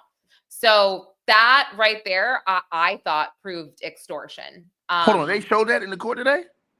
They showed these transfers, and they would have Derek Ferguson discuss these transfers. And you know, he was discussing all the bank accounts before, how this stuff works, you know, and the government was like, so were you aware of these transfers? Did you facilitate these transfers? And he said no. And this was a buttoned up guy. This was a guy that went to Stuyvesant, went to UPenn, Harvard. He was just, you know, you could just tell like and you know, there was one example that I thought of. They were showing some of the security, you know, just corroborating some of the employees. And, you know, they said, do you know this man? And he said, yeah, that's Paul Offred, I think his name is. And they would say, do you know him by any other name? And all the other employees that we heard on the stand said, yeah, Uncle Paulie. And Derek Ferguson was like, nope. So I was kind of thinking, all right, this guy's not necessarily in the mix, right? He's in charge of all the money, but he's not in the mix. So yeah, he showed us that. And then the government said, you know, did you speak to Mr. Combs after you left the company in 2017? And he said, you know, occasionally birthdays, Father's Day, holidays, check-ins here and there. And they said, did he reach out to you in September of 2024? That's when he got arrested in New York City. And he said, yes, he did. And they elicited that the text message just kind of said, you know, hey, how are you? It was like a double text. And the second one was, he just wanted to get together and talk and get some advice. But Derek Ferguson said he was like in transit or something, or getting on a plane. So he never had a chance to respond. Hold on. So he hit him up. That was after the lawsuit or after the indictment? This was when September's when he got arrested. So he hit him up after they raided the house. Yeah, and listen, like he did come to New York, right? He got arrested at the Park Hyatt, and I believe this text was September 16th. I think he got arrested maybe on the 23rd or 24th, if I'm not mistaken. So he was either anticipating some kind of arrest, or maybe he just, because he was in New York, he's like, hey, let's talk. Let me, you know, figure some things out. But either way, a little coincidental that he texted him that month, and I don't necessarily believe in coincidences. Hold on. So Lauren, so this guy, the CFO, he basically confirmed, as they put this in evidence on the screens for you guys. He confirmed that was the Combs account, that was Diddy's business account that transferred that money. I mean, yeah, there was a lot of accounts, but we identified which one. And this was I believe this one was a bad boy account. I'm looking at my notes. So yeah, we saw that, and it was pretty clear, because it's like we just heard all of this testimony from December of 2011 between Kid Cudi, Capricorn Clark, the LAPD, you know, Cassie's mom, the arson investigator with the LAFD. So it was all pretty fresh in our minds, December 2011. And then to see this corroborating the $20,000, I was like, that's not good. Because again, for RICO, you just need 2 acts like this in a 10-year span. So right there, we've actually got 3. We've got her friend Carrie Morgan getting paid off for this wooden hanger thing. And then we've got the extortion with Cassie's mom. And then we've got the bribe at the hotel. So that's 3 items right there that would constitute RICO, technically. Hold on. So on that screen, it showed that money was sent from the Venturas? Yes, it said Cassie's father's name. And then when it was wired back, the 20 grand, it just said the Charter Oak Bank. But I looked through all my notes from her mom's testimony, and that's the bank they used. What? Mm-hmm. So, Yeah. and the CFO, the chief financial officer, confirmed this today that was the account? Yeah, I mean, the thing is, he didn't necessarily know he was reading, or what he was reading. He was just I'm saying he confirmed that was the account that they used for business. Oh, yeah. Yes. Yeah, because I was going to ask you, what was his main purpose, in your opinion, today? I mean, I think he was just talking about, again, how many different LLCs that Diddy had throughout all of his companies. And you know, he was just trying to kind of show that I think that, like, look at this really buttoned up guy up on the stand who managed all this money. Look at some of these wires from this time period.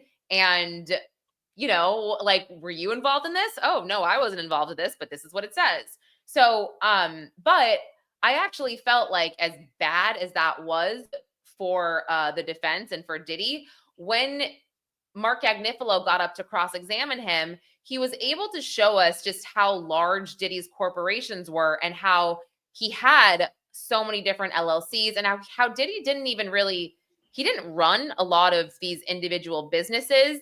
And, you know, Agnifilo wanted us to know that Diddy couldn't just take money out of these businesses. I mean, they were like, at one point, Bad Boy, like 40% of Bad Boy was owned by Arista. And one of the, I think it's Revolt, you know, they've got 40% of the seats are from I think a red, there was some financial company that held these board seats and got to make all of those decisions. So Mark Agnifilo really sort of showed us that, and how Diddy just couldn't, you know, take money and hide all of this stuff when he had to report to so many people and all of that. But let me ask you this. So, but they wasn't denying the payments, though, you said.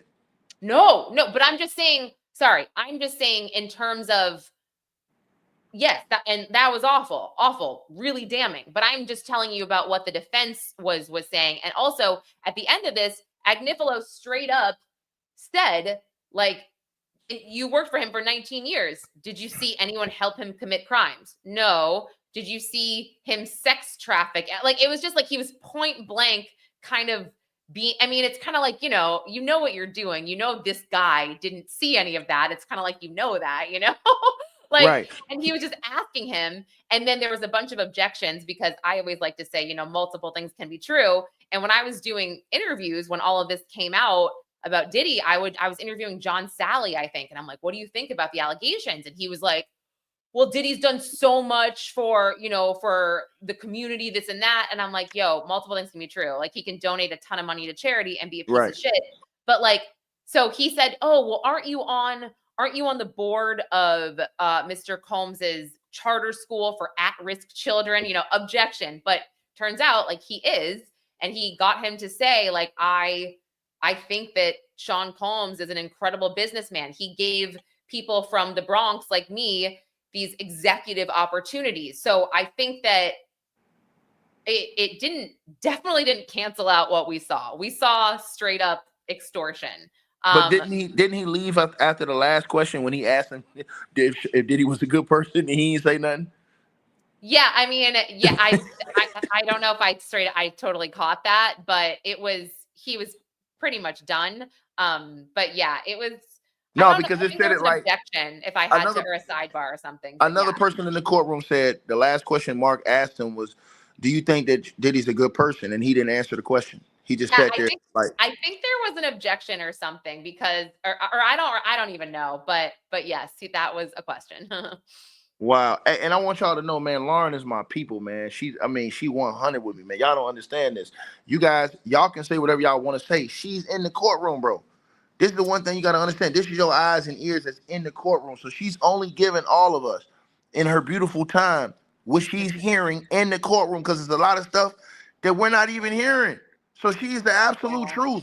And I'm vouching for 1,000% because she don't have to do this. She don't have to come out here and give everybody. And again, y'all need to go subscribe to her channel too. Last time she came in here, 1,000 y'all went over there. So nice. A couple thousand more y'all need to go over there. She's giving us great information. And I'm talking about this type of stuff we would not be getting just on the internet, man. We wouldn't. So because a lot of people don't even think, like I said, Laura, they don't even think that evidence is being, where's all the evidence? This is just hearsay. It's not hearsay. You're saying they're actually putting in evidence in the court.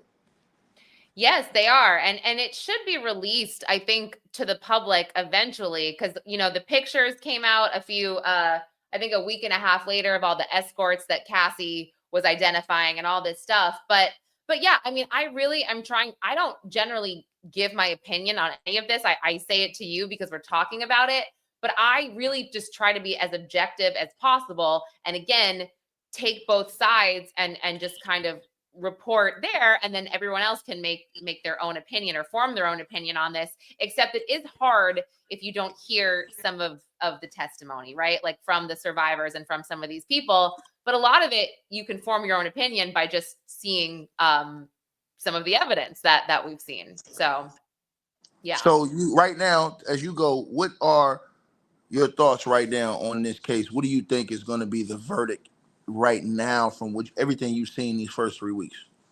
Because it's going to get uglier when Victim 2 comes. Victim 2 comes, it's about to get real ugly. She's supposed to be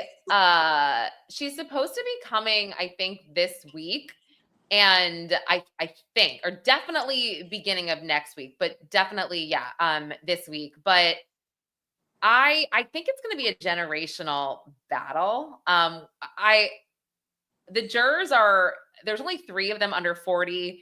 And I do feel like there is a very drastic age gap. And I have to think, their minds are going to operate very differently, or maybe not. But obviously, it always comes down to the jurors, right? That's obvious. But in this case, I really think it could be he's so guilty, or it's a reach. We're not going to convict him. I think it could be just very far left, far right. There's no middle, no independent party. Well, it's just Republican, Democrat. I think it's going to be very drastic, and I don't know which way it's going to go. Well, I heard it works a little different in the federal court. I heard they actually give you a list. They give you the instructions before they go to do the deliberation of jury. And I heard they give them a list, you have to check this. Do you believe that they proved this in the RICO, this in the RICO, this in the RICO, this in the RICO? It's almost like a checklist, and they have to go down that list. And if all of them agree that they have done 2 of these things in that 10-year span, well, then he's guilty of that charge. It's not like, I don't believe any of it. It doesn't work like that. It's sorry. I meant, yes. I mean, so the jury instructions are going to be, I think they're going to be really long. I think it's going to take a day, at least a day, because you really have to explain the charges and the definitions of these charges. And it's kind of like we think that we know, but we're kind of like, okay. So the jury really has to get the breakdown. And then, yes, it depends on the judge, but yes, they have to be unanimous on all charges. And sure, they could say he's so guilty, hands down, of RICO. We're not necessarily sure about sex trafficking. I'm just, making this up.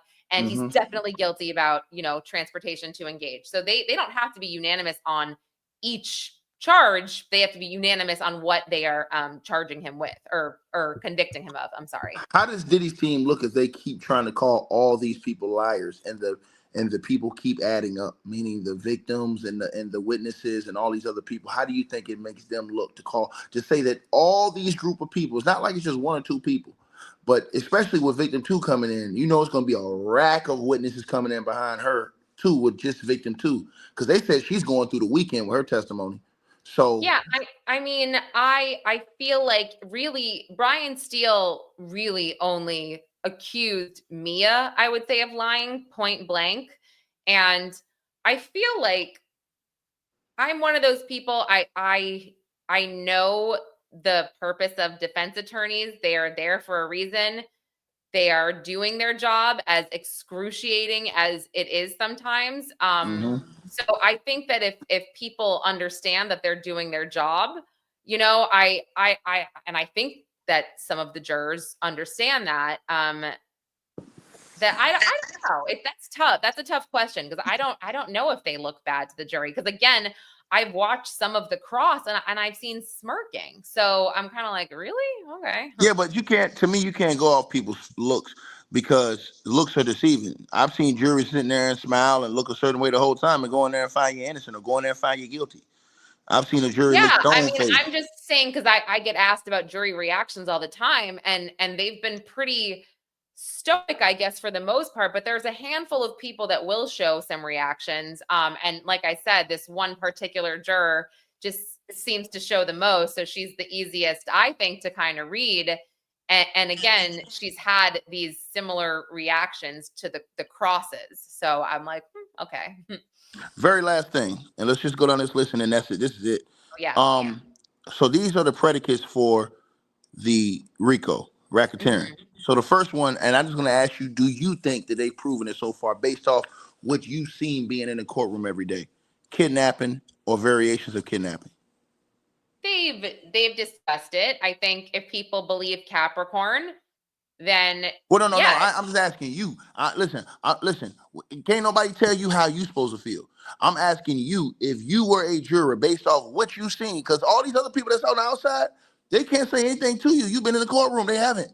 So based off what you've seen as far as the evidence and the testimony, I'm not even going to argue with you because you've been in the courtroom.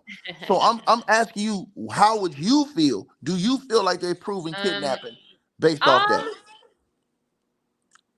Yeah, I think I would believe the kidnapping with Capricorn. I You think believe I her would. story? I believe her story. I think the thing is, it's not necessarily her fault, but like, with the police report, there was a police report for that night, and there was no gun mentioned because he allegedly had a gun, and Kid Cudi knew that and said someone broke into my place, but he didn't say with a gun, and he never said, yeah, and somebody was being held against their will. That's the person that told me. I think that if that was reported and that was on paper, it would be hands down. Like, Hold on. So they showed y'all a police report? no, they didn't. And the other thing is that I do believe Capricorn that, I mean, she said he had a gun. She had to go with him, right? I believe that. But there was a moment where she was so adamant. It was so crazy. Mark Agnifilo was like, so are you sure that when you were in the car and you were so scared, you thought maybe Kid Cudi was in the house, so you had to call him immediately, or Cassie, because you had to tell him, because that's what she testified. I was so scared that I had to call him. Mark Agnifilo said, are you sure you didn't call someone else first? And she's like, no. And then she was like, oh, yeah, I called Lauren London first. And we were like, Huh? oh, yeah, wait. And so then he said, okay, you were scared for Kid Cudi, but you called Lauren London? And she said, well, yes, because I wanted someone to know about me and where I was. And then Agnifilo goes, okay, well, are you sure that Lauren London wasn't on the call when you called Kid Cudi or Cassie? And she's like, what? No, absolutely not. He's like, are you sure she wasn't on the phone? Like, you did like a 3-way call. She's like, no. And then like a minute later, she goes, oh, well, maybe she could have been. So I think we were all like, wait, oh, really? Now, okay. She was so sure. And then she was like, I'm not sure. So that was the only part where I was like, okay. Did they deny it? Did he deny that Diddy had a gun? Diddy's team? I don't remember if they straight up because when what I read from the denied it. transcripts, they didn't deny it. They just asked, did he wave it? Did he put it in her face, or was he waving it around? Yes, you're right. And they also made sure to say, well, there wasn't a gun mentioned in the police report. That should have been mentioned because that would be the scariest thing about this whole thing. Like, he broke into my house with a gun. So I think that was their way of showing this doubt. All right. So let's do you think they prove arson? I think for those of us that know and believe that he did this, yes, 100%. But there's still not hardcore proof. And I think that's coming. I totally agree with you. I think you're 1000% correct. I think that they have it there. I think we all know what he did.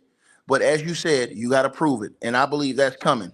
I believe that part is still coming to us. And I believe that part is going to come later than what you think is going to come. Because remember, the feds, they always go back and double down on their bets. So they don't Mhm. leave anything hanging. Remember, they thought it was going to leave the Cassie thing hanging with the 20,000. They came back to that a week Yeah, later. and And that's what I mean. Like, I feel like we will circle back on a lot of things, and I'm definitely waiting for that, because that's just sort of how that's kind of how I work. I want to see, I obviously listen to the witness, but I really like to see the tangible evidence. bribery. Do you think they're Definitely, proving that? definitely, without a Uh, doubt. okay, that's one. Witness tampering. Do you think they have proven that? Ooh, I have definitely heard hints of witness tampering. Definitely hints of that. With Mia especially. I think D-Rock was trying to witness tamper a little bit there without necessarily knowing what was going down. There's been talk of getting some of Diddy's jailhouse phone calls admitted. That was this morning. It was about something else, but maybe we'll hear about something else. I don't know. Like, how dumb is he in federal jail? But we'll find Don out. Richard, didn't she say that he witness tampered and called her after the case went down? Who? Sorry. Don Richard, didn't she say he hit her up after the case went down, like trying to get in contact with I her? don't remember that part. Her and the assistant. It was either George Kaplan or David James, one of the two that he tried to get in charge with too. They testified that. Yeah, I don't remember. I just remember Mia saying Diddy hit her up and D-Rock hit her up, and that felt like a little bit like witness tampering. Um, Today, the CEO said that he hit him up in 2024, but we don't that know. as well. He hit him up, but I mean, look, what the defense is going to say. Oh, what? It just says hi. How are you? Like, it's just like, like you can sort of rebut anything, I guess. But yeah, but I've heard hints of that for sure. All right, so let's just say out of the first four, we got one bribery for sure. Okay, Now sure. go to the Hands forced down, labor. yes. Forced labor. Yeah, I would say we saw some forced labor with Mia working 5 days straight, and a lot of these guys working around the clock for like $50,000 a year. Yeah, one guy said he worked one guy said he was working 3 straight weeks without a break. He had 20-hour shifts, 4 hours of sleep. Yeah. Yeah, he said the other guys, he said he was having security do that too. The other guy said that they was working all that time, barely had time off. That's forced labor. Yep. Saw that. So I think they got those two right there, easy. Sex trafficking. Where you at on that?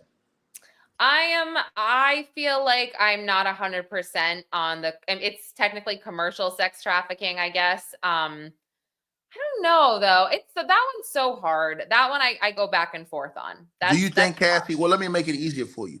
Do you think Cassie, who's been the only victim so far, do you think she was coerced? I think that in any situation, I'm not saying overall, because see, this is where people get it wrong, Lauren, and this is what you got to think about. Lauren, you're a woman. If you allow a man to have sexual intercourse with you 100 times, but the 101st time you tell him no, and he does it thinking that he has access to you, that's violation. He going to prison. If you report him, he's going to prison. So my thing to you is that Cassie, they said she showed messages where she told Diddy she didn't want to freak off. Is that true or false? There was one message early on, but it was about not spending time with him after. No. Remember her birthday. They said she didn't want to do it. She told him that. Yeah. Remember there was a message.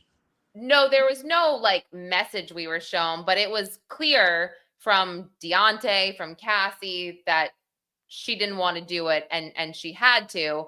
And yeah, so that sure, that's coercion, that's force. No, I mean there was a message where she told him she didn't want to do it. There was a message in there. I don't know if you go back in your notes to see it. There was a message in there. If you go back and look in her testimony, you'll see there was a message that she sent to him that said she didn't want to do it and he didn't care. Okay. And then there was another one where he had threatened to use the video against her if she didn't do it. So it was multiple times that he was accused of threatening to use the video as blackmail. Yeah, that's where I say the coercion comes in. Like I do. I feel like she was coerced in general just to like stay, and it's like it's tough. So yeah, I think. So you think they're gonna need the other victim, to kind of come in with a strong story to kind of get you on track with the Cassie's one too, as far as sex trafficking. I guess I'm just not trying to say like how I feel. I'm just trying to put all of this together for a case. Mm-hmm. I think, you know what I mean? Like where it's like, I can have my own personal feelings where, yeah, I think what happened to Cassie was super effed up and it's disgusting, but it's like, I feel like I need to see everything in court that's black and white for a federal case like this. And Forget that's where black I and just white. have to. Let me do one better for you. If Christina Coram comes in court at the end of everything and says that Diddy coerced her and did all of that, would that then put you over? Coerced who? Cassie. If Christina Coram, Diddy's right-hand chick, she comes in at the end of this and says that all of these witnesses, the things they were saying is true. He did coerce Cassie. I was there. He did do this.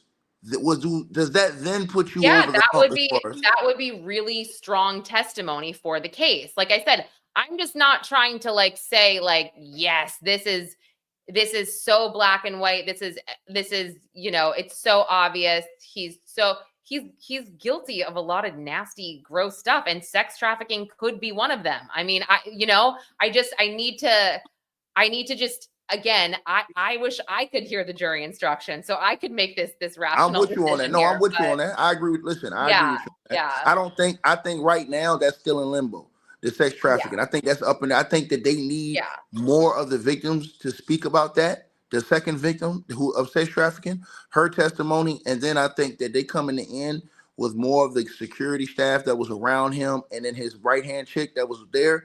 They come in attesting to that. I think that is what closes that deal. So I totally agree with you. Right now we have two. Now let's go to the prostitution transportation.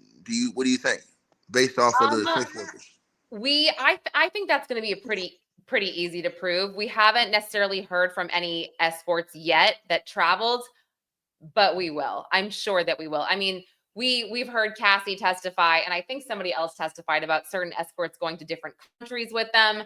That should be so easy. All we have to see is a flight log. I think that's Didn't the first one say he was travel? He was brought to the other state to them. He said he went to New York to Miami. I don't think he said anything about travel. Yeah, because he said he went. They said he went from different states. He said he was going to, I believe it was New York, Miami. Remember? Go back and listen to his testimony. Yeah, I don't think before the Punisher, the guy before the Punisher guy. Yeah, no, I know. I don't think he did. I haven't heard any of them say that yet, but like we're going to. I think that that's going to be the easiest thing to prove. I feel like. Okay, and then the last one is the drug distribution. I think that's a slam dunk. Yeah, I think it could be for sure because we've heard testimony that he's paid his assistants to get drugs and they've testified that they did. I think the only thing is that on the indictment, the defense had referenced that a lot of the drugs that were seized from his homes were able to be destroyed because they were such a little amount. They were these like little baggies and stuff of, I don't even know what they're called. But yeah, so I think that one could be 50-50 right now. But unless no, because they got drugs in his hotel room. They got illegal drugs in his hotel room. They got pink cocaine, all that stuff in his hotel room when they went and arrested him. They got drugs on the table. So what I'm saying is they have that and the testimonies. So you have his co-workers saying, and remember they took immunity agreements to not be included in that crime. So they got on the stand and testified that not only were they doing this, but they were getting doctors, and and remember they're going to have those doctors come in. And I said that could be it alone. Sure, I'm just saying the drugs that the government seized is not enough because they said in the indictment. So literally, you can read the indictment that the drugs they seized could be destroyed because there was such a little amount. That's not going to be enough for trafficking, but the testimony of these people saying they had to go buy drugs. No, not trafficking. No, not trafficking. It's distribution, meaning I go buy. Distribution. Yeah, you tell me to go get you a little baggie of drugs, and I go get it for you and take it to you. That's drug distribution. Because remember, they said they were using their accounts, and then they were saying they were using. So there you go. That's right. Sure. That's. I thought I said that. That's. Definitely. You have it right there. There's been 2 people that testified, I think 2 to 3 people that testified to that. So okay. So right now you probably got 3 out of all of them right now. Possible 3. Well, then that means he's going to prison. And the last thing, as we get ready to conclude this video, and I love you. I appreciate you coming in here, man. Real talk. I'm gonna drop your channel. I love you too. Thank you for having me. Man, you already know what's up. The judge. Yeah. He hates Diddy. He hates Diddy. I'm not even in the court. I know he hates Diddy. When just looking at the transcripts, he hates Diddy. He hates Diddy's lawyers. He knows they're full of shit. And to me, he's checking their ass on every single time he has an opportunity. And they've tried to show him up a few times. And I don't think he likes that. And I'm going to tell you something, Lauren. I think when they find Diddy guilty of the racketeering, he's going to give his ass life. Because I think that the judge thinks Diddy's a scumbag, and I think he thinks he's a liar. And I think the luckiest thing Diddy has is that it's not the judge that's actually doing the proceeding as far as what his guilt is going to be. It's the jury. That's the best thing that he has, a trial by jury and not by a judge. Because if it was by the judge... I think the judge is actually been pretty fair. I mean, he was very annoyed at Brian Steele. I will say that was definitely, it was awkward. And there was another time I think he was pretty annoyed at Xavier Donaldson. But I feel like with a lot of the evidentiary stuff that we're hearing in the morning, I mean, even like they were asking for more time, like Diddy wanted more time with his lawyers. And the judge was even like, look, I want to make it clear that you get a lot more time than most people do, but I will still work on giving you more type of thing. So I feel like this is, he's been pretty fair in my opinion. And he really takes his time with the objections to kind of look into, you know, the form of the questioning. If somebody opened the door, if they laid a foundation, he doesn't just say sustained, overruled. He actually like thinks about it for a minute, which is more than I've seen other judges do. But so when he looks over at the jury, do you think that he is concerned? I don't think he's concerned about the jury if he hadn't said anything. Because I think if he thought it was a problem with the jury, he'd have changed the jury. Because they got 6 alternates that's sitting back there listening to the whole thing, ready to come up.